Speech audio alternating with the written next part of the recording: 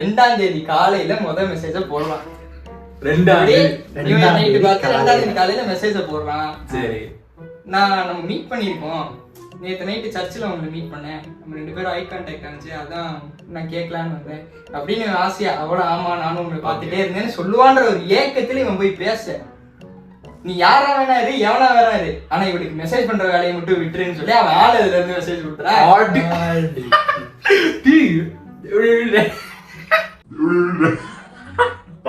பாத்து இதே ஸ்லாங் மாப்பிள்ள, நீ யாரா வேணா இரு, எவனா வேணா இரு. யோசிக்கிறேன் அப்படி கிடையாது. அவன் ஐடியா அவன் ஆளுகிட்ட இருந்திருக்கு. அப்போ அந்த பொண்ணு வேற ஒரு பையனை லவ் பண்ணிட்டு இருந்திருக்கு. பாக்கணும், அதுதான் மாப்பிள்ள தெரியல. அப்புறம் ஏன் பாக்கணும்? அதுவும் ஒரு டைம் பார்த்தா சரி, ஏதோ தெரியாம பாத்துருப்பான். தங்க பண்ணி நினைச்சு வச்சு பாத்துட்டு இருக்கேன்டா. அப்ப பாக்கும் போது இன்னைக்கு கோர்த்து விடுறாங்க நைசா. அதான் இல்ல உனக்கு அந்த அளவுக்கு எல்லாம் இது இல்ல அப்படின்னு அவன் மெசேஜ் வருது.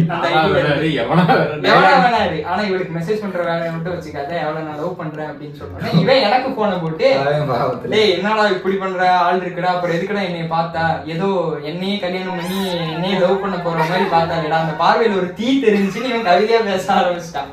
தீ தெரிஞ்சு